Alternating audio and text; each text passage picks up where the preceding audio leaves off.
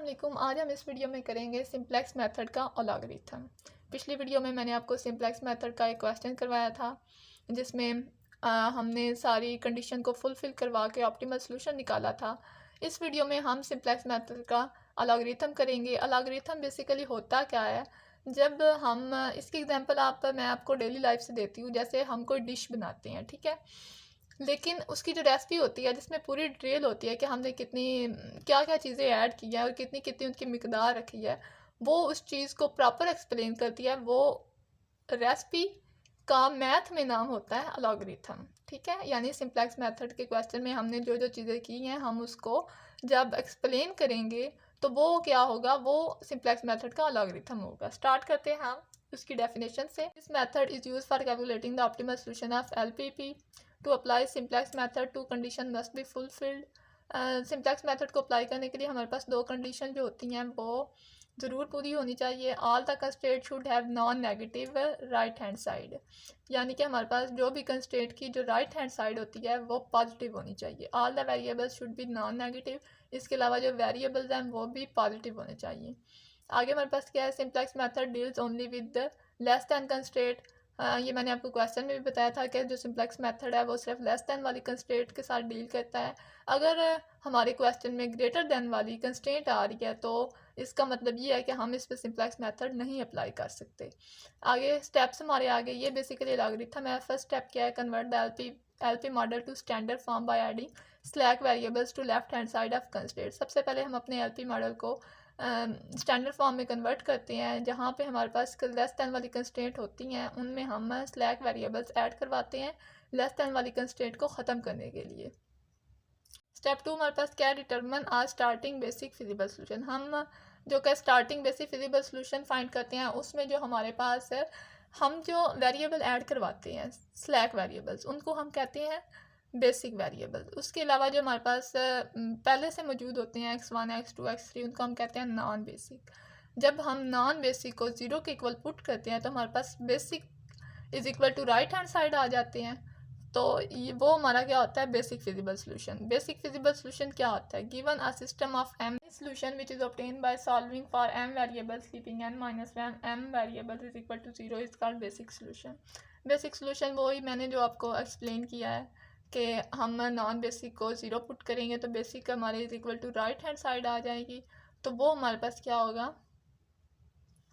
Basic feasible solution होगा। अगर आप क्वेश्चन वाली वीडियो देखेंगे तो आपको और एक्सप्लेन हो जाएगा अच्छे तरीके से। अब basic solution which also satisfy the non negative constraint is called basic feasible solution. ये वही बात होगी। आगे हमारे पास स्टेप 3 है, select any entering variable using the optimality condition. Optimality condition हमारे पास क्या है, the entry variable in a maximization problem is non basic variable with the most negative and in minimization problem is the most positive coefficient in the zero। हमारे पास जो maximum का question होगा उसमें हमारे पास जो जी वाली रो में यानी ऑब्जेक्टिव फंक्शन वाली रो में जो हमारे पास मोस्ट नेगेटिव वैल्यू होगी उसको हम चूज़ करेंगे entering variable in maximization case, और जो मोस्ट पॉजिटिव वैल्यू होगी ये हम कब चूज़ करेंगे, जब केस हमारे पास क्या होगा, मिनिमाइजेशन का। ये आप लोगों ने बात याद रखनी है। फोर हमारे पास क्या है, stop if there is no entering variable and the last solution is the optimal solution. जब हमारे पास ज़ीरो में कोई भी वैल्यू नेगेटिव नहीं होगी इन मैक्सिमाइजेशन केस, तो हम कैसे डिसाइड करेंगे हमारा एंटरिंग वेरिएबल कौन सा है। और मिनिमाइजेशन के केस में अगर हमारे पास की रो में कोई भी वैल्यू पॉजिटिव नहीं होगी तो हम कैसे डिसाइड करेंगे कि हमारा एंडिंग वेरिएबल क्या है। तब हम कहेंगे हमारे पास सोल्यूशन क्या हो गया, ऑप्टिमल हो गया, ठीक है।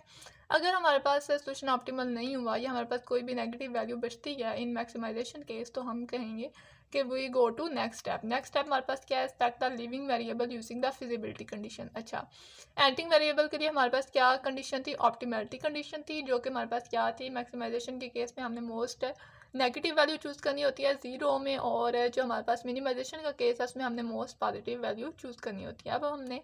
अब जाहिर बात है कोई एक चीज़ एंटर कर रही है तो किसी एक चीज़ ने लीव भी तो करना है। अब जो लिविंग वेरिएबल के लिए हम कंडीशन यूज़ करते हैं वो है फिजिबिलिटी कंडीशन। तो ये वैसे ये शॉर्ट क्वेश्चन भी आ सकते हैं कि सिंप्लेक्स मेथड की ऑप्टिमलिटी कंडीशन आप डिफ़ाइन करें और उसकी फिजिबिलिटी कंडीशन डिफ़ाइन करें। What is difference between optimality condition और फिजिबिलिटी कंडीशन। तो आपने ये चीज़ें ध्यान में रख के सीखनी है ये। आगे हमारे पास क्या है, फिजिबिलिटी कंडीशन को हम डिफाइन करते हैं for both maximum and minimization problem. अच्छा, जो हमारे पास ऑप्टिमलिटी कंडीशन थी वो मैक्सिमाइजेशन प्रॉब्लम के लिए और थी और मिनिमाइजेशन प्रॉब्लम के लिए डिफरेंट थी, लेकिन हमारे पास जो फिजिबिलिटी कंडीशन है ये दोनों के लिए सेम है।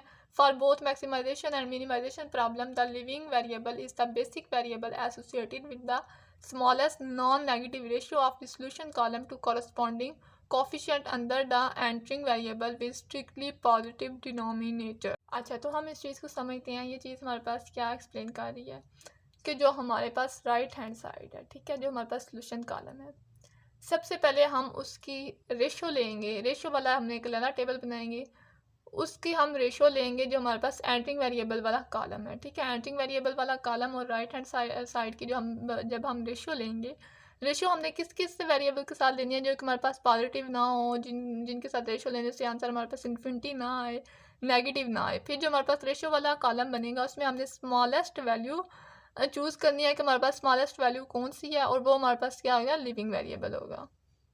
आई होप आपको समझ आ गई होगी। अगर आपको किसी चीज़ में प्रॉब्लम है तो आप क्वेश्चन वाली वीडियो देखेंगे, जब इन दोनों अलॉगरिथम को क्वेश्चन को रिलेट करेंगे तो आपको ज़्यादा समझ आएगी। The living variable row is called pivot row. जो हमारे पास लिविंग वेरिएबल वाली रो होगी वो हमारे पास क्या होगी, pivot row. The intersection of pivot column and pivot row is called pivot element. वही बात आ गई कि जो मैंने आपको क्वेश्चन में बताया था कि जो हमारे पास इंटरसेक्शन वाला पॉइंट है पिवट कॉलम का और पिवट रो का, उसको हम क्या कहते हैं, पिवट एलिमेंट। फिर जो हमारे पास पिवट एलिमेंट आ जाता है हम उसको 1 बना लेते हैं, उसके ऊपर नीचे 0 बनाते हैं हम आइट्रेशंस करके। उस मेथड को हम कहते हैं Gauss Jordan computation to determine new basic solution. फिर हम क्या करते हैं, go to step 3 and repeat the entire process. अगर तो वो उस सारे मेथड को गॉस जॉर्डन का मेथड यानी ऊपर नीचे 0 बनाने से हमारे पास 0 में अगर कोई भी पॉजिटिव वैल्यू या नेगेटिव वैल्यू मैक्सिमाइजेशन के केस के लिए नहीं बचती तो हम कह देते हैं कि मेरे पास ऑप्टिमल सॉल्यूशन है। अगर ऐसा नहीं होता तो हम स्टेप 3 पे जाते हैं। स्टेप 3 हमारे पास क्या था, जहाँ पे हम एंटरिंग वेरिएबल डिसाइड करते हैं। एंटरिंग वेरिएबल डिसाइड करके फिर हम लिविंग वेरिएबल को डिसाइड करते हैं। उसके बाद एंटरिंग वेरिएबल डिसाइड करके उसके बाद हम रेशो लेते हैं, रेशो में से हम लिविंग वेरिएबल को डिसाइड करते हैं, और लिविंग वेरिएबल को डिसाइड करने के बाद हम अपना पिवट एलिमेंट देखते हैं। पिवट एलिमेंट को देखने के बाद हम उसको 1 बना के उसके ऊपर नीचे 0 बनाते हैं, और इसी तरह ये प्रोसेस चलता रहता है जब तक कि हमें ऑप्टिमल सॉल्यूशन नहीं मिल जाता।